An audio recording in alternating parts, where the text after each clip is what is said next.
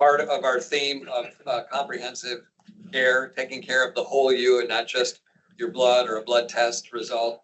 So Beth is going to talk to us for a few minutes about raising healthy habits. It's always obviously best to start from day one of life, but it's never too late to get on a healthy path. So take it away, Beth.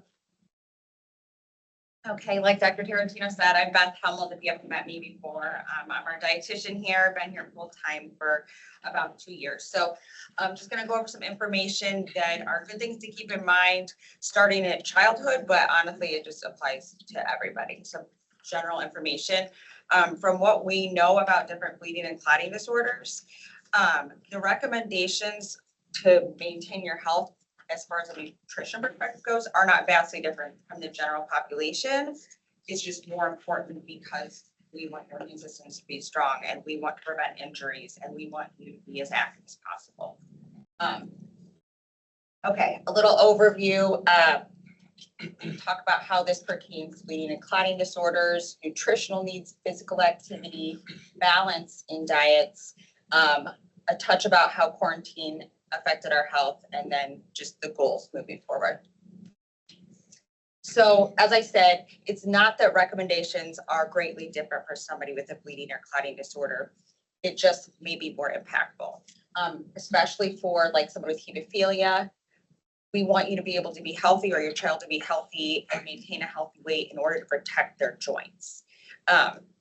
We know that overweight can cause more bleeds, and that can then propel this cycle where someone has pain so they're less active so that they gain weight, and then they're in more pain because it's more pressure on their joints, and so they can't be as active.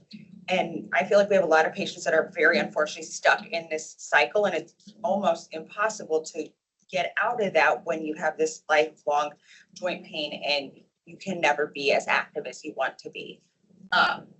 So part of that is, you know, when I see our hemophilia patients and they're at healthy weights, I just say, just really strive to continue this, maintain what you're doing, and just prevent those different issues that are gonna make your child, you know, have more pain and maybe less active, not just now, but throughout, you know, adulthood as well. Also maintaining a healthy weight for both kids and adults, that affects how much factor that you may need if you or your child uses factor. It's weight-based, so that's another indication. And then just in general, most of our patients need to call when their child is ill or injured. And so it's even more important to maintain their health, keep them active, keep their immune system strong so that they aren't having, you know, additional health problems on top of blood disorder. So where are habits formed? At home, clearly, families, parents, siblings, school. Think about how much time is spent in schools and how that affects some of children's meals and also their physical activity. And then culture and environment, just meaning like social situations, anything outside of there. So one thing that is really interesting, I've tried to read more about it, is how we eat and how our habits affect our overall diet and our weight as well. So I don't know if cleaning your plate is still popular or encouraged. I know a lot of daycares, preschools, kindergartens that have things like a happy plate, if your plate is clean. They would say, you know, who's in the clean plate club? At least they were still doing that when my kids were in daycare and preschool. And some of us may have grown up hearing those things as well. Don't waste your food, clean your plate. What we're doing when we're encouraging that is we're saying to a child, don't stop eating when you're full. Override that and keep eating until your plate is clean. And I see so many adults that I'll ask them, how fast do you eat? And do you feel like you have to clean your plate? And so many adults say yes. As a child, I was told, eat fast, you know, there's a lot of siblings, or you need to get somewhere, finish your meal, and make sure you clean your plate. And so kids want to, a lot of times, try to follow rules.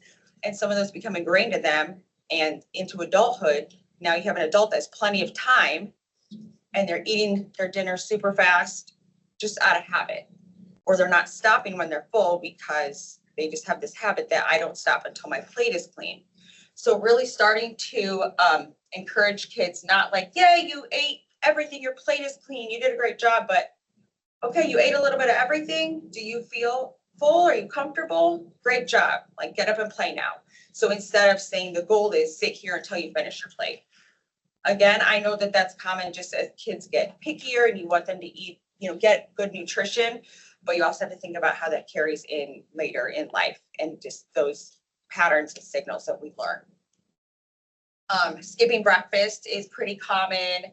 I see a lot of kids who, if I say, okay, we're gonna just talk a little bit about what you eat. What do you have for breakfast? And they'll say, I'm not a breakfast person. I'm like, you're 7. How do you know you're not a breakfast person? So I think people just, maybe they hear adults say it or their parents run out the door.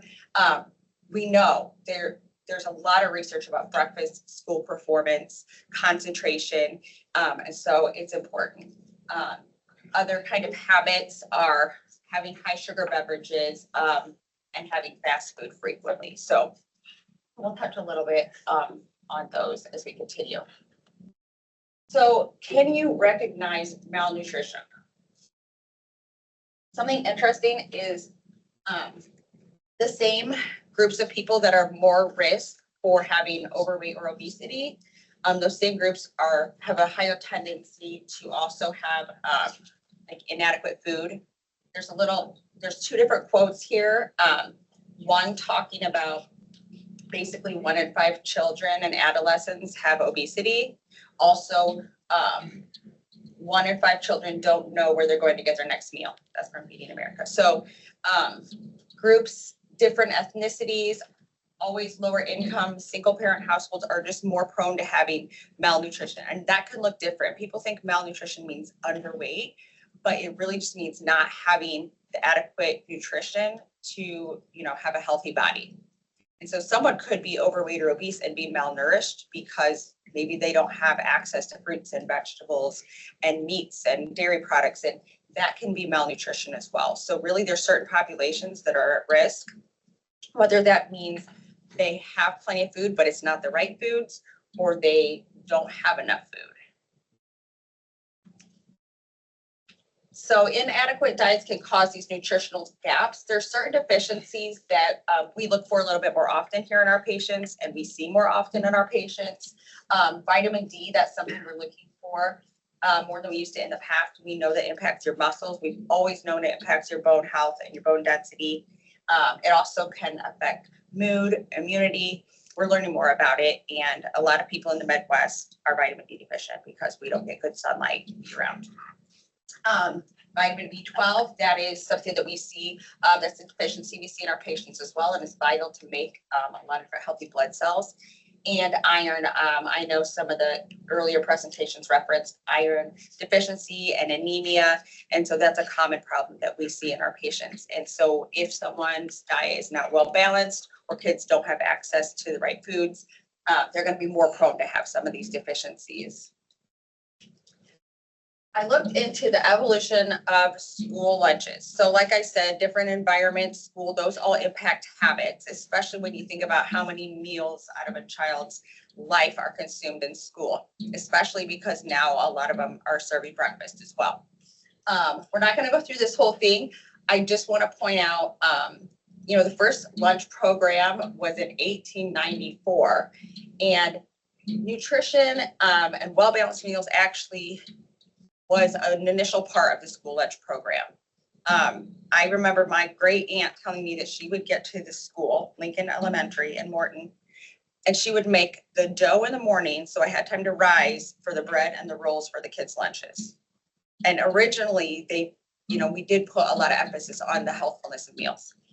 But then the economy changes, costs come into play, time comes into play, manpower, and we shifted to frozen foods, convenience foods that the schools could just heat up. Canned vegetables, canned fruits. And I'll point out at one time in 1981, ketchup and pickle relish were considered vegetables in school lunches. So if a school had to have vegetables as part of lunch and they had ketchup and relish with hot dogs, they had checked that box. And so at a certain point, we had to say, wait, what are we doing here? And new guidelines have come out. And a lot of those guidelines started just encouraging more well-balanced meals. And now we're moving farther with fresher foods. So more fresh fruits and vegetables, more salad bars, less canned foods. And we're taking it a couple steps farther. In 2005, they started encouraging more like whole grains at schools. And they're also focusing more on vegetarian options and different foods that fit like the different cultural dynamics. So that it's not just all typical, you know, American foods. And they're continuing to make changes. Really in the next several years, the goals are to continue to decrease added sugars and salt. But as of now, schools and school lunches have made some vast improvements to what they're offering and really starting to finally head in the right direction. And really for some children, that might be the most well-balanced meals that they get in a week are in schools. Physical education, that's a big part of school as well, and also forming habits. There are requirements for Illinois, 3 days per week as physical education requirement in schools. And then there's different hours. So K through fourth grade is 2 hours and 30 minutes total in that week.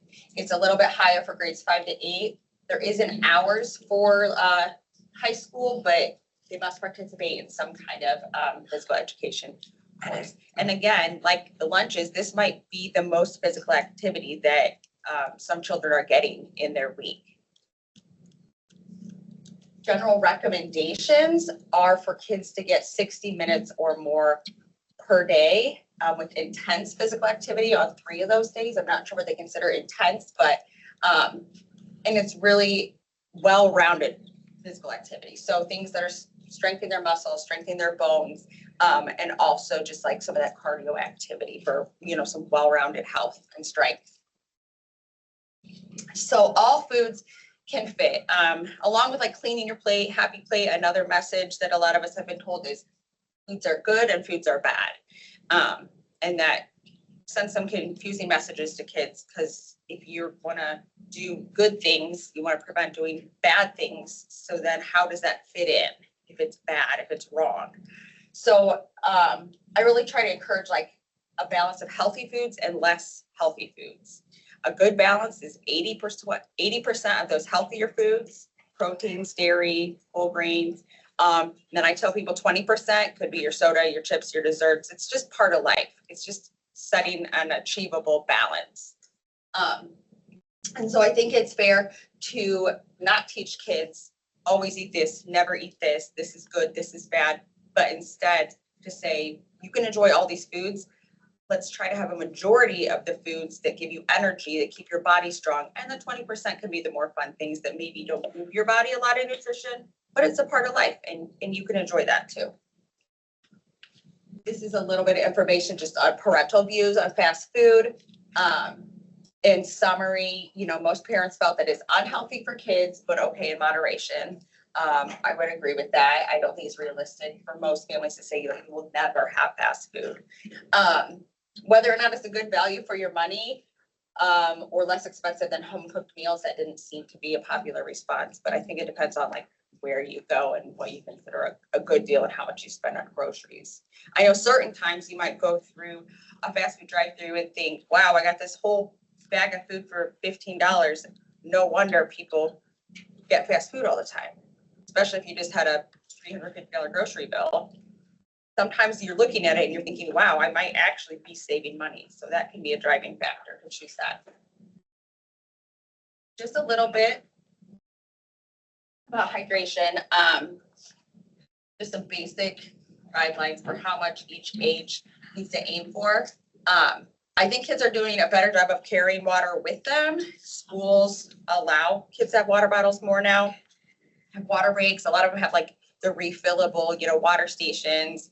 I've just tried to find out which kids are actually drinking them versus carrying them. Now that there's like expensive, trendy, different water bottles, sometimes, at least my own kids, they leave home with it and they come home and it's the same weight. So I'm like, did you just carry this around all day?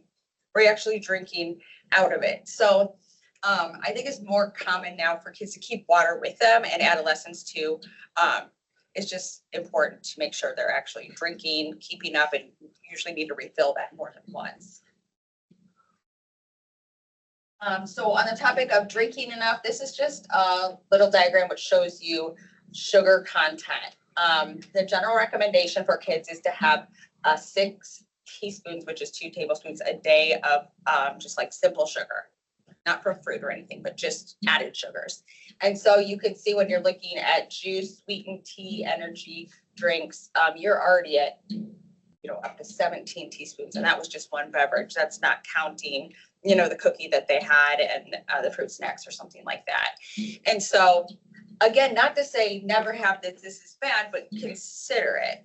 Consider the serving size, consider what kind you're buying, and then consider what else your kids are having, maybe with that meal or snack. So it just adds up very quickly, like most things.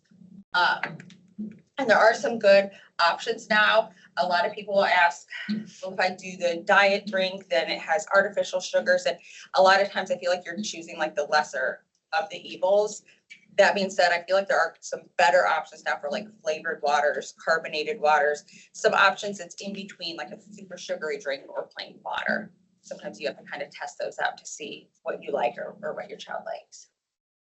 So when I reference our environment could shape some of our habits, I don't know if this looks familiar to anyone. Hopefully this isn't like triggering for you.